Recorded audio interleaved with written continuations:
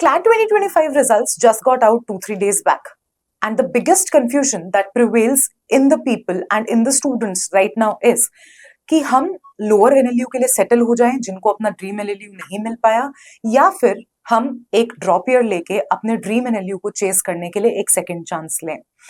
So today, CLAT aspirants, in this one particular video, I am gonna clear all your doubts, and that is why I'm here to tell you that कि आपके settle करने के लिए क्या pros and cons हैं, अगर आप एक ड्रॉप लेते हो तो क्या प्रोज एंड कॉन्स हैं, और आपको किस मोमेंट पे अभी कौन सा डिसीजन लेना चाहिए. So stay tuned till the end of this video. सबसे पहले बात करते हैं एक लोअर एनएलयू में सेटल होने के लिए या फिर एक मिड टियर एनएलयू में सेटल होने के लिए आपके क्या प्रोज और क्या कॉन्स होंगे. अगर मैं सबसे पहले प्रोज की बात करूं तो आपको 1 ईयर का गैप नहीं आएगा and you will don't have to face any sort of pressure while preparing for the CLAT exam again. Secondly, अगर आप एक lower NLU में settle होते हो तो NLU का tag तो आपको फिर भी मिल रहा है, और opportunities like academia, judiciary and all these UPSC kind of services are still open for you. क्योंकि जहां पर ये services होती हैं जैसे कि judiciary, UPSC, ये opportunities के लिए आपका college tag matter नहीं करता because they have their separate entrance examinations. The third and the last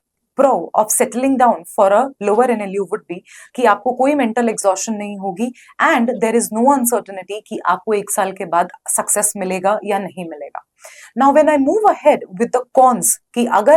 अगर इस पर्टिकुलर सिचुएशन के लिए कि अगर आप एक लोअर एनएलयू या मिड एनएलयू के लिए सेटल करते हो तो आपके लिए क्या डिसएडवांटेजेस हो सकते हैं. The first one is that the lack of good placements. Lower level या मिड टियर लेवल एनएलयूज में इतने स्ट्रॉन्ग प्लेसमेंट्स नहीं होते हैं जितने टॉप लेवल एनएलयूज में होते हैं. Second thing is mid tier या लोअर एनएलयूज में आपको बहुत सारी infrastructure and faculty related problems आ सकती हैं because the good faculty prevails in the top NLU. And the last con for settling for a lower NLU is that you will regret settling for it because अगर आपको ये दिखेगा college में जाके कि हमें इससे एक बेटर अपॉर्चुनिटी मिल सकती थी, आपको कॉलेज में जाके हसल करने पे जब ये पता चलेगा तो आप रिग्रेट करोगे कि काश मुझे इसके लिए एक सेकेंड चांस ले लेना चाहिए था.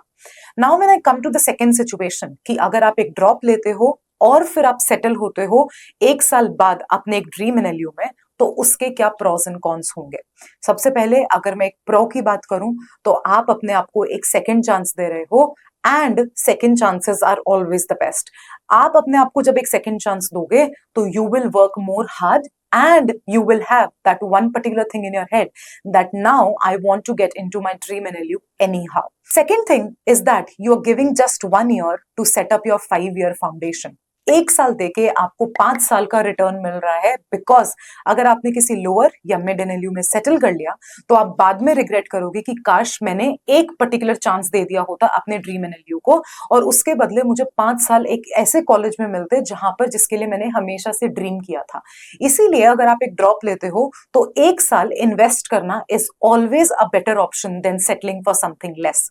एंड अपार्ट फ्रॉम दैट अगर आप एक टॉप टियर एनएलयू में जाते हो तो आपका इतना स्ट्रॉन्ग फाउंडेशन सेट होता है because you get the top notch faculties, you get the top notch infrastructure and you get all the facilities that you need to become a good lawyer. When I talk about the cons of taking a drop year, सबसे पहला cone, इतना pressure होता है family को prove करने का, खुद को प्रूव करने का, रिलेटिव्स को प्रूव करने का, सबको एक्सप्लेन करने का कि आपने ये ड्रॉप क्यों लिया एंड अगर आपने ये ड्रॉप लिया तो क्या आप उसको जस्टिफाई कर पाओगे. And that is the second con. अगर आप अपने आप को सेकेंड अटेम्प्ट में जस्टिफाई नहीं कर पाए then there is no going back. हालांकि ऐसा बहुत रेयर केसेस में होता है, ड्रॉप लेने वाले स्टूडेंट्स बहुत अच्छा फ्लाइंग कलर्स के थ्रू पास आउट होते हैं, but there is a 0.01% possibility कि आप उस चीज में सेटल ना हो पाओ. बट इवन इफ अगर आप नहीं हो पाए तो आप किसी को एक्सप्लेन नहीं कर पाओगे कि आपने उस 1 ईयर में क्या किया. थर्ड इज कि आपको अपने आप को इतना मेंटली और फाइनेंशियली स्टेबल करना होगा इस पर्टिकुलर 1 ईयर में because there will be a lot of pressure on you. अगर आप एक फिर से कोचिंग इंस्टीट्यूट के लिए जाओगे you will have to invest again and साथ ही साथ if we not talk about the just the financial investment, you need the emotional and mental investment to prepare for the CLAT exam again for the 1 year.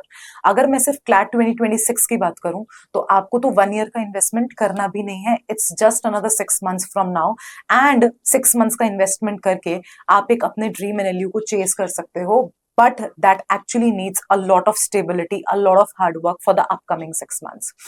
अब आप मेरे को ये बोलोगे कि मैम आपने दोनों के प्रोज एंड कॉन्स बता दिए और आपने हमें कंफ्यूज कर दिया कि हम सेटल हों कि ड्रॉप लें।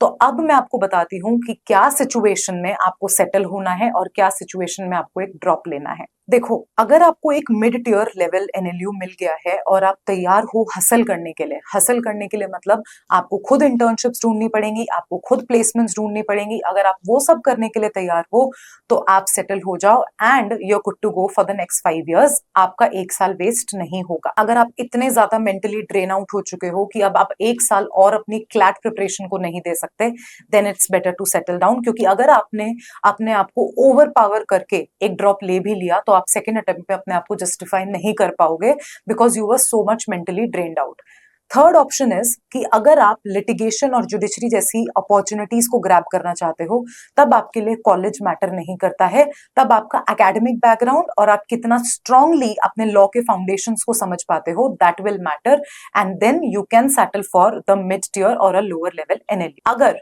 फोर्थ ऑप्शन इज कि अगर आपके प्राइवेट कॉलेजेस के ऑप्शंस बहुत डिसेंट हैं, like if I name it Symbiosis law school Pune and if OP Chandra global university, then you can settle for private colleges and आपको इतना अच्छा एक्सपोजर वहां पर मिलेगा कि आप एक ड्रीम एनएलयू के टक्कर के कॉलेज में पढ़ के you will be able to prove you out. अब अगर मैं बात करूं कि आपको ड्रॉप कब लेना चाहिए, तो आपको ड्रॉप तब लेना चाहिए जब आप रेडी हो उस हसल के लिए कि मेरे को अपना ड्रीम एनएलयू चाहिए and I am mentally very strong कि that I can do a lot better than what I have done in this CLAT 2025।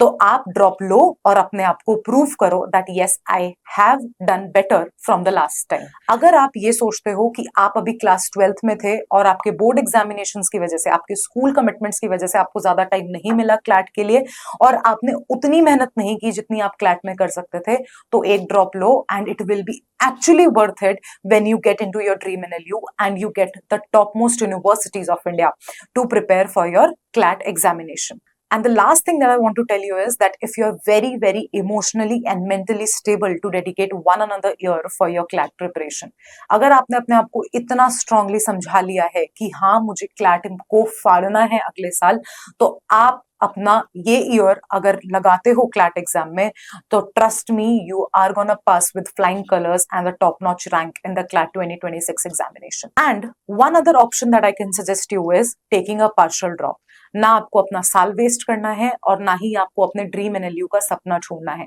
उस केस में आप क्या कर सकते हो कि अभी you can settle for a mid tier और अ लोअर एनएलयू और any college for such sort जिसमें आप 1 साल के लिए एटलीस्ट अपना जो भी ग्रेजुएशन या फिर 5 ईयर एलएलबी के लिए परस्यू करना चाहो वो आप करो। लेकिन वो आपका एक पार्शियल ड्रॉप की तरह कंसिडर होगा कि आप क्लैट का अटेम्प्ट फिर से दो एंड इससे क्या होगा, अगर आपने एक बेटर अपॉर्चुनिटी ग्रैब की, एक बेटर एनएलयू ग्रैब किया तो आप उसमें अपना एडमिशन ले सकते हो और आपका 1 साल ड्रॉप हो जाएगा। बट इन केस अगर आपको एक अच्छा एनएलयू नहीं मिला बिकॉज ऑफ सम डेस्टिनी और something any such sort of thing, then in case आपका 1 साल भी वेस्ट नहीं होगा और आप अच्छा हसल करके, अच्छी मेहनत करके उसी एनएलयू से पास आउट हो जाओगे in the next 4 years. So that is why partial drop is something that I always suggest to the students. So this video was for everybody who was in a confusion कि हम drop करें या settle हो जाएं। इसके अलावा अगर कोई भी क्वेरीज हैं, कोई भी ऐसी कंफ्यूजन है जो आपको परेशान कर रही है, then what are you waiting for? Do let us know in the comment section and till then I will see you in the next video.